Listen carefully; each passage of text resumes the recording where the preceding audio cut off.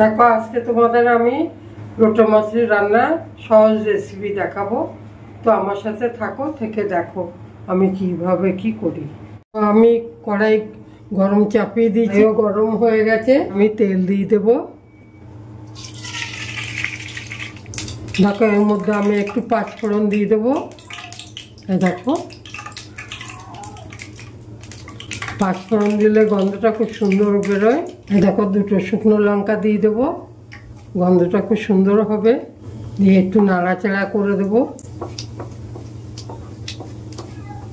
দেখো আমার লঙ্কা আর পাঁচফোড়ন ভাজা হয়ে গেছে। এবার আমি এর মধ্যে একে একে, আমি বেশি কিছু মশলা দেবো না। আমি দেখো এর মধ্যে পেঁয়াজ, টমেটো, কাঁচা লঙ্কা আর ধনে পাতা, আর আমার এর মধ্যে কোনো মশলা নাই। আমি পেঁয়াজগুলো ভালো করে ভেজে নেব।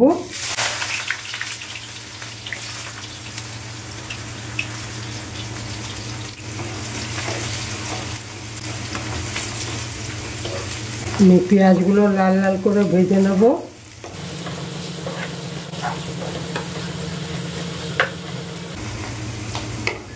দেখো পেঁয়াজের মধ্যে নুন আর হলুদ দিলে পরে তাতেই করে ভাজা হয়। আমি হলুদটা দিয়ে দিলাম। এই দেখো আন্দাজ মতো নুনটাও দিয়ে দিলাম, তাহলে তাড়াতাড়ি করে ভাজা হয়ে যাবে। আমি এই মাছে আদা রসুন দেই না, তোমরা ইচ্ছা করলে দিতে পারো। দেখো পেঁয়াজটা কিছু ভাজা ভাজা হয়ে এসেছে। এবার আমি এর মধ্যে টমেটোগুলো দিয়ে দেব।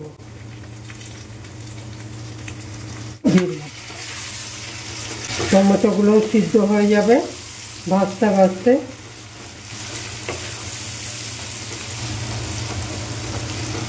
তো দেখো আমার পেঁয়াজ টমেটো ভাজা হয়ে এসেছে। আমি মাছগুলো এবার পাতিয়ে দেব।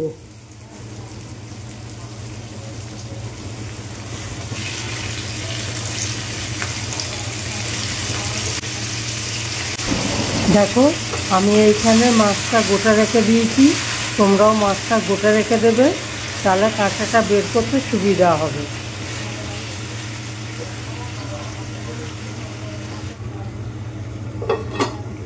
ঢেকে দিলাম একটু। এবার দেখি আমার মাছটা সিদ্ধ হয়েছে নাকি। জল বেরিয়ে সিদ্ধ হলে পরে আমি মাছের কাঁটাগুলো ছাড়িয়ে নেব।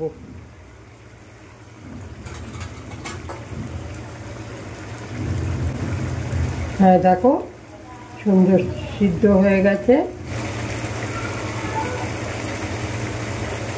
দেখো তোমরা মনে করে ছাড়িয়ে নেবে।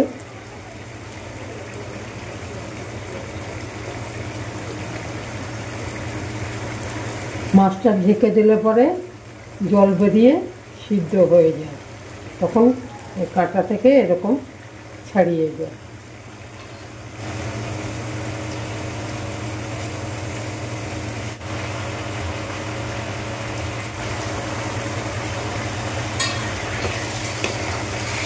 দেখো কত সুন্দর ছাড়িয়ে গেছে কাঁটাগুলো। এই দেখো তোমাদের কোনো অসুবিধা হবে না। এবার মাছটা সিদ্ধ হয়ে গেলে কাঁটাগুলো এরকম ছাড়িয়ে নিতে। আমি সব মাছের কাঁটাগুলো এরকম ছাড়িয়ে নিয়েছি।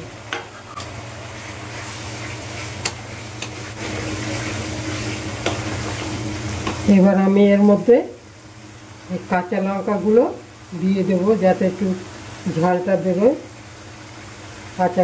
কাঁচা লঙ্কাগুলো আমি পুরো চিড়ে নিয়েছি, একটু বেশি করেই দিয়েছি, একটু ঝাল ঝাল না হলে ভাল লাগে না।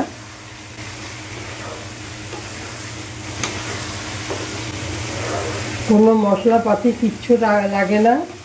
এ দিয়ে তুমি গরম গরম ভাত এক থালা খেয়ে নিতে পারবে, রুটি খেতেও ভালো লাগবে। রুটি, পরোটা, লুচি সব কিছুর সাথেই তোমরা খেতে পারবে।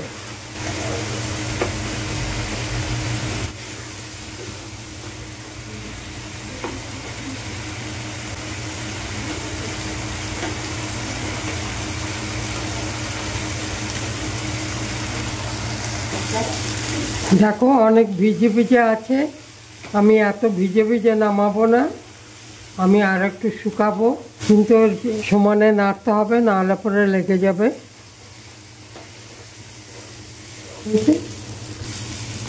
তো দেখো আমি আর শুকাবো না, এবার আমি এই ধনেপাতা কুচিগুলো এর মধ্যে দিয়ে নাড়াচাড়া করে নামিয়ে দেবো।